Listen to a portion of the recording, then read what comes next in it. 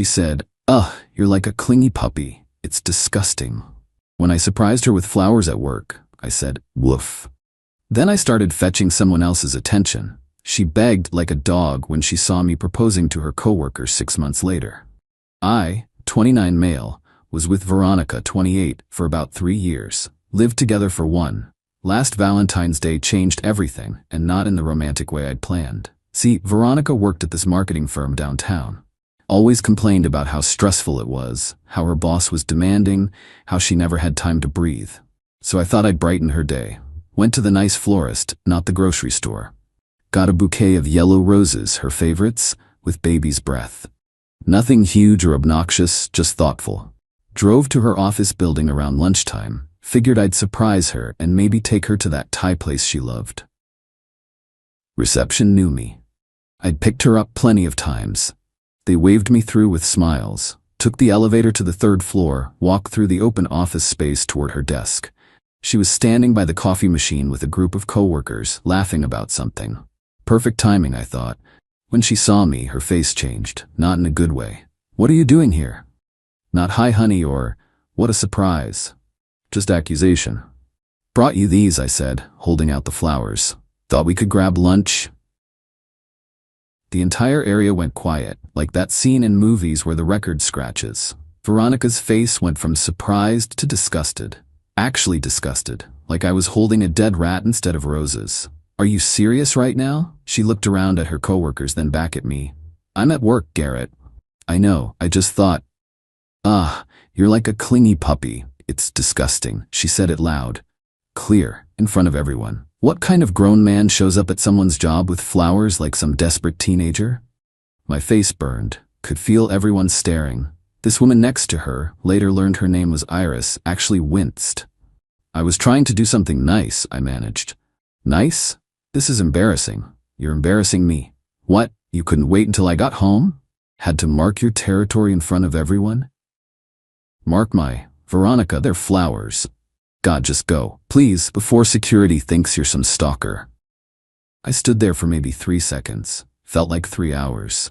Then I set the flowers on the nearest desk, turned around, and walked out. "Woof," I said as I passed her. Quiet enough that only she heard. Didn't look back. Didn't run. Just walked to the elevator, wrote it down, got in my car, and drove home. Packed while she was at work. Not dramatically, methodically. My clothes, my Xbox, my kitchen stuff. I did all the cooking anyway. My books. Left all the furniture. It was mostly hers or bought together. Didn't want the arguments. Moved back to my apartment. I'd kept it and rented it out. Lease was up anyway. Lucky timing. She got home around 7. The text started at 7:03. "Where are you? Where's your stuff? Are you seriously throwing a tantrum about earlier?" This is so childish. I was just stressed. "You can't just leave. Garrett, answer your phone." Sent one text back. "You were right. I was being a clingy puppy. Fixed it." Then I blocked her number. That should have been the end. Clean break, move on, lesson learned about public humiliation. But Veronica had other plans. Update 1. So after I moved out, expected Veronica to rage for a bit, then move on. She had too much pride to chase after a clingy puppy, right? Wrong. First week, she went through the stages. Anger. Showed up at my apartment, banging on the door, bargaining. Sent emails about how we could work through this. Depression. Posted sad quotes on Instagram. Denial.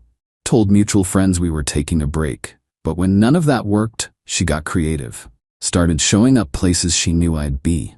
The gym, the coffee shop I went to every Saturday, even my buddy Jerome's birthday party. She hated Jerome when we dated. Each time with the same energy. Oh, what a coincidence. Like I was supposed to forget she called me disgusting in front of her entire office. The real kicker was when she started revising history. Told people I abandoned her because she asked for space at work. No mention of the puppy comment, the public humiliation, nothing.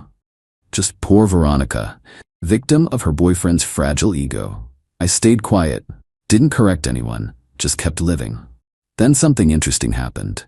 Got a LinkedIn message from someone named Iris Walton. Took me a second to place the name, the woman who'd winced during Veronica's performance. "Hi Garrett, not sure if you remember me from Valentine's Day. I wanted to apologize for not speaking up. That was awful to witness. Nobody deserved that. especially not someone bringing flowers. Hope you're doing well. I stared at that message for a while. Someone from that office actually thought Veronica was wrong? Replied, "Thanks, Iris. No need to apologize. Wasn't your circus?" "I'm doing great, actually. Hope the office drama has died down." She responded, "Ha, if only. Let's just say that wasn't the first time she's been difficult. Anyway, glad you're well. Take care." We messaged back and forth a bit. Nothing deep, just casual conversation. She seemed cool, funny, normal. Asked if I still liked that Thai place, mentioned she'd been wanting to try it. "I know this is random," I wrote, "but would you want to grab lunch there sometime? As friends, I promise not to bring flowers." She sent back a laughing emoji. "Only if you promise not to call me disgusting if I do." We met that Thursday. Just lunch. Just talking. Found out she was a graphic designer, loved horror movies, had a cat named Salami. She told me about the office dynamics, how Veronica had a reputation for being harsh but got away with it because she brought in clients. That day, though, Iris shook her head. Even people who usually agreed with her were uncomfortable. You bringing flowers became this whole thing. Half the office thought it was sweet. And the other half? Thought she had a point about professional boundaries, but agreed she handled it badly. Badly, that's one way to put it. We laughed, kept talking. Lunch turned into coffee. Coffee turned into, we should do this again. Started meeting up regularly, still just friends. I wasn't trying to rush into anything, and she was respectful of that. We bonded over movies, shared memes, grabbed food when we were both free. Then Veronica found out. Don't know how. Maybe she still had a spy in the office. Maybe she saw us somewhere. But one night Iris texted me, "So your ex just confronted me in the bathroom at work." Called her immediately. What happened? She cornered me, said I was violating girl code by hanging out with you. I told her there was no code for publicly humiliating someone. She didn't like that. "I'm sorry, I didn't think she'd..." "Oh, I'm not done. She then told me you were obsessive, controlling, and that's why she had to set boundaries that day." I asked if bringing flowers was controlling. She said I didn't understand the full context. "What did you do?" Told her the full context was witnessed by 30 people, and it wasn't a good look for her. Then I left. "Iris, I don't want to cause problems at your work." "Garrett, stop. She doesn't get to dictate who I'm friends with. Plus, HR already has a file on her for other stuff. This just added to it." "Other stuff?" Interesting. That weekend, Veronica escalated, showed up at the coffee shop where Iris and I were sitting, walked right up to our table. "Really?" she said, looking between us. "This is what you're doing now?" "Hi, Veronica," I said calmly. "We're having coffee." "I can see that. How long has this been going on?" "Having coffee? About an hour." "Don't be cute, you know what I mean." Iris spoke up. "We're friends, Veronica. Is that a problem?" "Friends, right? Is that what you're calling it?" "Yes," I said. "That's literally what we're calling it, because that's what it is." Veronica laughed, bitter. "God, you really are like a puppy, already following someone new around. What, did you bring her flowers too?" "No, learned my lesson about that." Her face twitched. "I was having a bad day, and you chose to handle it by humiliating me in public. That was your choice. Living with the consequences is also your choice." "Consequences? What consequences?" "You left." "Yes, that was the consequence." She stood there, mouth opening and closing like a fish, then looked at Iris. "Good luck with this one. He's exhausting, needy, clingy, probably already planning your wedding in his head." Iris sipped her coffee. "Sounds better than someone who insults their partner in public." Veronica stormed off, posted later about fake friends and loyalty on her Instagram story. That night Iris texted, "So that was fun." "I'm really sorry about that. Stop apologizing for her behavior. But question? Yeah? Are you planning our wedding in your head? Because I'd like input on the cake." I laughed so hard I scared my neighbor's dog. We weren't dating. Not yet. But maybe. Final update. Okay, so a lot has happened since the coffee shop confrontation. Buckle up. First, Iris and I did start dating. Took it slow, made sure we were both in it for the right reasons. She was patient, understanding, and absolutely roasted me for my taste in movies. I like action films, sue me. The thing about Iris was she saw the flower incident happen. She knew exactly who I was at my corniest, most romantic, trying too hard self. And she still wanted to know me. Wild. Meanwhile, Veronica was spiraling. After the coffee shop thing, she started a campaign at work about how Iris betrayed women supporting women by dating her ex. Problem was, nobody really cared. Turns out, when you publicly humiliate your boyfriend, people remember that. Then came the performance reviews. See, what I didn't know when we were together was that Veronica had been skating on thin ice at work for a while. The flower incident was just one example of her leadership style that involved belittling people. She'd done it to interns, junior employees, even a few clients. Iris told me, without breaking confidentiality, that HR had been documenting complaints.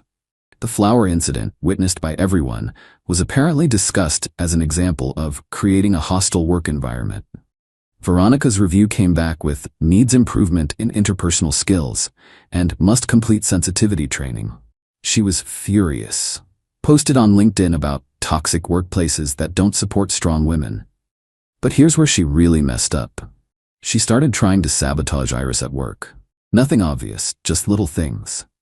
Forgetting to include her in emails, scheduling meetings when she knew Iris was out, taking credit for joint projects, petty stuff.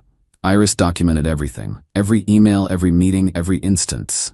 Girl had receipts like CVS. 3 months into dating Iris, I knew she was special. Not because she was the opposite of Veronica, but because she was completely herself. She brought me soup when I was sick. She listened to my boring work stories. She made fun of my apartment's bachelor pad aesthetic and then helped me pick out throw pillows. I started thinking about the future. Like, really thinking about it. 4 months in, went ring shopping. Not because I was rushing, but because when you know, you know. Found a simple solitaire that reminded me of her. Elegant, unfussy, perfect. 5 months in, Veronica got transferred to a different department. Officially, it was a lateral move for developmental opportunities. Unofficially, everyone knew it was because she couldn't work professionally with Iris. The new department was accounts payable, from client-facing marketing to spreadsheets. She blamed me, of course. Sent an email to my work address, since I'd blocked her everywhere else, about how I'd ruined her career and turned everyone against her. Didn't respond. Just forwarded it to HR at her company, since contacting me violated some policy Iris had mentioned. 6 months in, last week, was Iris's birthday. Planned something special. Not huge, she hates being the center of attention. Just dinner at that Thai place where we had our first lunch, then a walk in the park where they had this light installation she'd been wanting to see. Told her I needed to tie my shoe. Dropped to one knee instead. Iris, you've made the last 6 months better than the last 3 years. You've shown me what it's like to be with someone who actually likes me. Public flowers and all. Will you marry me? She said yes. Cried a little. Made a joke about hoping I brought her flowers this time. I had them waiting in the car. We took a selfie with the ring, posted it the next day. Sweet, simple announcement. Lots of congrats from friends and family. Then Monday happened. Walked into Iris's office building to take her to lunch. Same building, same receptionist who'd witnessed the flower incident. She grinned when she saw me. Flowers today? She asked. In the car, I admitted. Learned to check first. Took the elevator up. As the doors opened on the 3rd floor, there was Veronica. In the marketing department. With a visitor's badge, we locked eyes. She saw the flowers in my hand. Okay, I lied to reception, sue me. Her face went through several emotions. Then she saw Iris walking toward me, left hand extended to show off her ring to a coworker. The look on Veronica's face, the absolute shock, the rage, the disbelief. She marched over. Are you kidding me? Hi Veronica, I said. Here for a meeting? You're engaged to her? Yes, it's been 6 months. 6 good months, Iris added, taking the flowers. Thanks, babe. These are beautiful. You're welcome. Ready for lunch? Veronica wasn't done. This is insane. You barely know each other. We know enough, I said. You brought her flowers, at work. Yes, like a clingy puppy. Woof. Her face went red. You did this on purpose. You pursued her to get back at me. Iris laughed. Actually, I messaged him first and pursued him if we're being technical. This whole thing is probably illegal. Workplace harassment. Emotional distress. Security appeared. Apparently visitor badges don't include yelling privileges. As they escorted her out, she turned back. He'll bring you flowers one time and then show his true colors. He's needy, clingy, exhausting. Iris called out. Good. I like attention. The whole office applauded, actually applauded. Later found out Veronica was there to interview for her old position.